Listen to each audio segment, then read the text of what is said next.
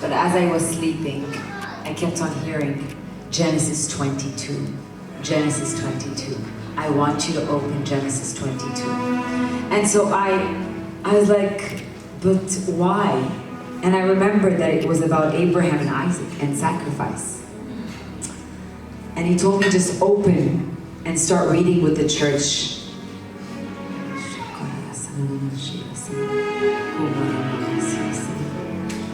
Holy Spirit. Holy Spirit is a person. He's real. He's not a wind. He's a person. I say that everywhere I go. He has a will, he has a mind, he has an emotion. He gets hurt, he can speak to us. We can hear his voice. He's active and he's alive. He's a person. And when you start realizing that the Holy Spirit is a person, you're going to start speaking to him like a friend speaks to a friend. You're going to start speaking to him like a wife speaks to a husband, so close. And when you start realizing that the Holy Spirit is a person and he's not just a wind, you're going to start hearing his voice. The church is missing out on this aspect of the Holy Spirit as a person. I still believe that the way Abraham heard God was through the Spirit of God. The Old Testament and the New Testament glorify of the Spirit of God. The Spirit took me in the Old Testament, and the Spirit took me in the New Testament. He was there from the beginning. The Spirit hovered over in Genesis 1.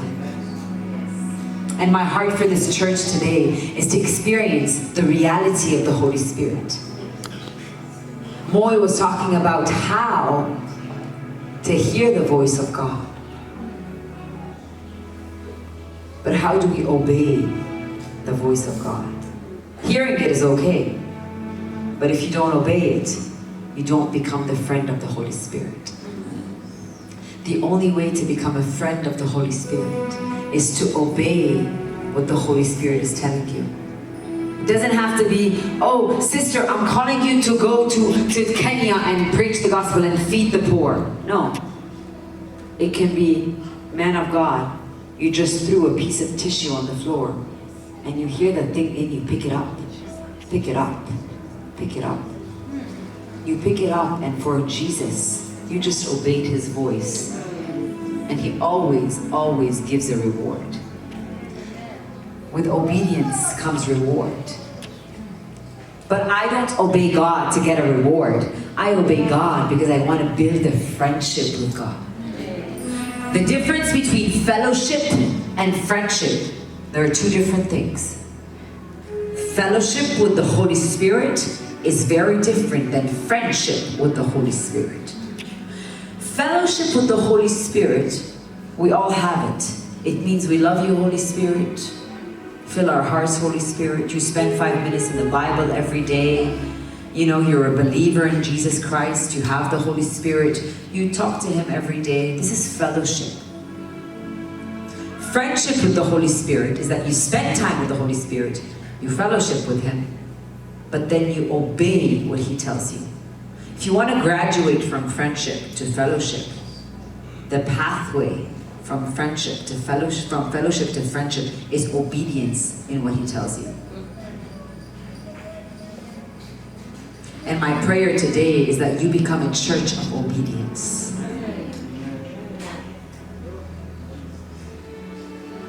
It might be, I'm not joking, it might be the Holy Spirit telling you, you're looking for a parking spot and there's a car behind you, and you hear the Holy Spirit tell you, and you're looking and you're very in a rush. Leave the parking spot for the car behind you. And you're like, God, but I'm in a rush and I need to park. Leave the car spot for the car behind you. And you leave it. It melts the heart of God.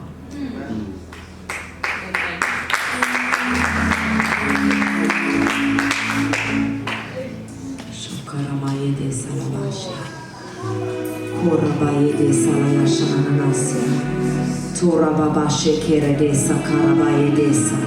Toro de shakarabaye de salabariyantara karadesha. Holy Spirit, we welcome you. Seteradesha varadesa. Koramayedesha hanteredesla kampradeso. Tiradesa la varanashia varanasia. We are not here for the reward, Holy Spirit. We are here because the time is coming when we will stand before the King of Kings, before Judgment Day, and He will ask us, Son of Man, did you obey the voice of the Spirit? And what an honor would it be to hear the voice of God tell us, well done, good and faithful servant. Well done, good and faithful servant. You might not be in big ministries holding the mic. You might be working at a company as administration. You might be a secretary. Sure. You might be using your car as Uber. Sure. God is not interested in the big. God is interested in the heart. God is interested in the heart, not in the big. He doesn't care about how many nations I'm going to travel to. He does not care. He can send the Holy Spirit. He can appear to dreams to 1 billion people in a second. He doesn't need me, but He chooses to want to need me. He chooses to want to need me. He chose Abraham to represent what it means to sacrifice the promise that you've been waiting for 100 years. And the Lord comes and tells you, give it back to me. Give it back to me. But God, I've been praying for this church. Joseph, my son, give it back to me. Sometime later, Genesis 22, God tested Abraham's faith. Abraham, God called him. Yes, he replied. Here I am, Lord. Take your son, your only son. Yes, I want you to take Isaac, whom you love so much, and go to the land of Moriah, and go and sacrifice him. Go and sacrifice him as a burnt offering on one of the mountains, which I will show you. Did God give him the direction yet? No. All He told him is take your son and go sacrifice him. The next verse says, the next morning Abraham got up early. The next morning, verse 2. Oh, here. Got up early. You know what that means, church? He did it quickly. Delayed obedience is disobedience.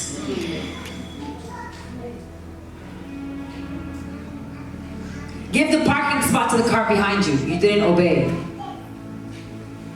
You went in. You try to make it up another time. Let God forgive you. He's like, I love you, I forgive you, but there was something that I wanted to do for you in that moment that you missed out on. Same thing happened to me at the airport in Johannesburg. There was this man helping me. And I only wanted 30 rands and I only had 100. And I didn't want to give him one. I didn't feel like I wanted it. I just didn't feel it. And I'm trying to tell him, do you have change? And he's like, no. And after he's helped me a lot, he left. He got angry and he's like, whatever, she's been asking me for change, and he left. And in my heart, I felt I did something wrong. I didn't show love, I didn't show generosity. The 100 rands will not do anything to me, but it will do a lot to him. I tried to fix my mistake by giving money to the women that were helping me in the bathroom here and there. And God was like, you're trying to fix something that you did? I don't work that way. I don't work that way.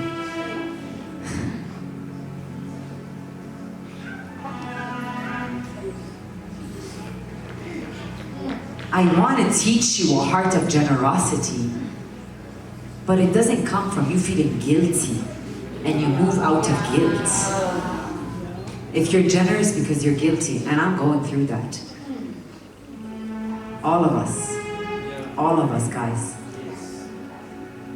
It is the only place in the Bible that God mentions two gods. You can either worship God or worship money.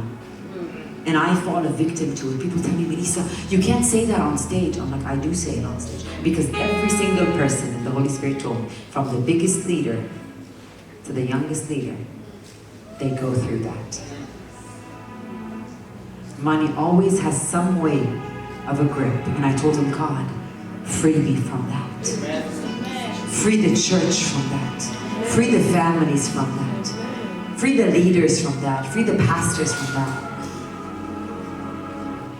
People, yes, call me Prophet Mellisa, but I tell them, God, what privilege would it make me to be called the servant of the Lord? No title before my name. Just a servant of the Lord. And the reason I tell you that is that I delayed the obedience. I don't think I got the reward that God wanted me, but He's so kind that I learn, and so I obey faster next time. Now He tells me, give quickly, I give quickly. I give promptly, I don't think about it. And let me tell you, just like Moya was talking about, you pass the test, there is so much reward. And the reward is not 100 rands. And I'm not telling you give so you can get a reward. I'm telling you give. Whew. I don't know why I feel it in this church. Give so you can get a closer friendship with the Holy Spirit. Not just money, by the way. Hey, when we think about giving, we think money, money, money, money, money. No, no, no, no. If you have a gift of cooking, who has a gift of cooking here? Cooking. When you have a gift of cooking and you have this company and you want to start your catering company, you start thinking, God is going to bless me with my catering company. God is going to bless me with the food business that I want to start. God is going to bless me in starting that business plan. And He's going to bring people around me that are going to believe in my vision. But guess what? I'm going to think about the poor people that have nothing to eat. You're not giving them money, you're giving them food, and it's different. So, you're giving them your time. You're giving them your effort.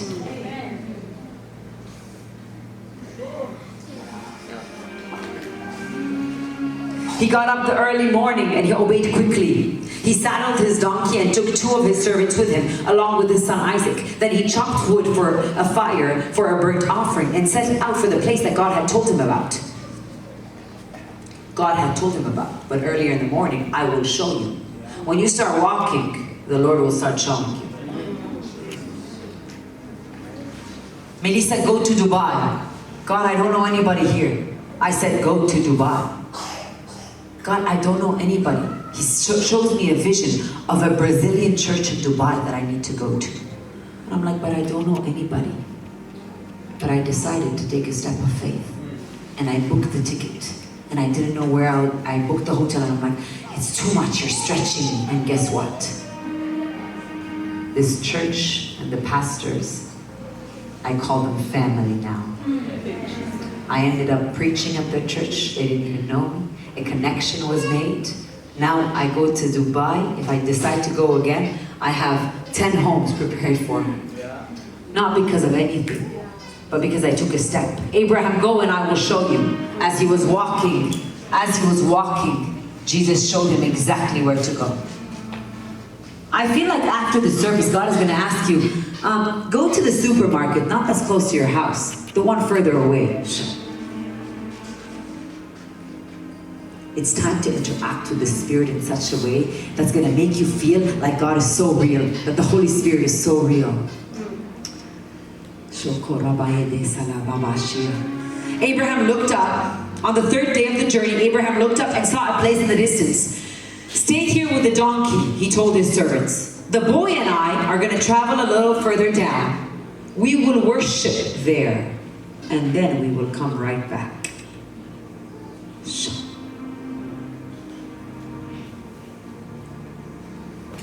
Sacrifice and worship come hand in hand. Sacrifice and worship come hand in hand. And this is what I see over this church. Your worship is sacrifice unto the Lord. What an honor. What a privilege. What an honor and what a privilege to have your worship is sacrifice unto the Lord. Worship is not only singing here. Nuh-uh. Worship is when you obey your boss when he has done wrong to you. Worship is when you decide not to get offended by someone that's been talking bad about you behind your back. This is worship. Worship is when someone takes credit for the work that you have done. Worship is when someone decides to open the business that you gave him the idea to do. Worship is when you put people before you. We are selfish people sometimes. It's time to be selfless. So Abraham placed the wood, and he told his son to carry the wood, and he carried the fire. And he was about to kill. And then his son tells him, listen to this, guys, verse 6. But Dad, where was the sheep for the burnt offering? Guess what Abraham tells him? God will provide a sheep. Church, it is time for you to believe and prophesy things before they happen. It is time for you to believe that when God tells you, give up something, you know that he has something else planned. Abraham knew that God asked him to sacrifice his son, but he told his servants, God will provide a sheep. He prophesied the opposite. He prophesied what his heart was desiring, because he knows the heart of God so well. He's so connected to the Holy Spirit that he knows that he's going under a test. He knows that if he gives that, he can see the future because he's so connected to his best friend.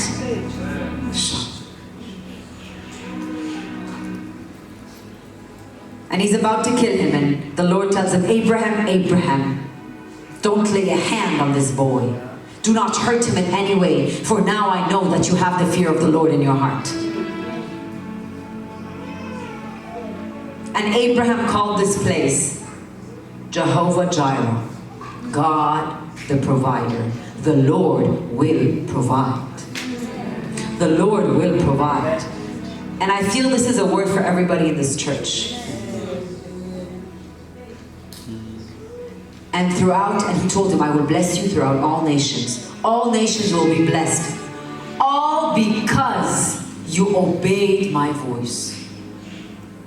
Are you looking for blessings in your life? Obey the voice of God. If I were you, if we had more time, I'm almost done. I have 5 more minutes. But if I had time more and more, I would ask you all to close your eyes and ask Jesus, what is something that you want me to do? Has nothing to do with money. Be careful, church. We all fall victim to that. We think, I have to give money. No. I am breaking that stamina off of everybody in this church. This is not the mindset of the Holy Spirit. The mindset of the Holy Spirit is more souls. The mindset of the Holy Spirit is the sheep, is the church. What is the Holy Spirit asking you? So that people can know that Jesus Christ is the Messiah. He's coming very soon, church.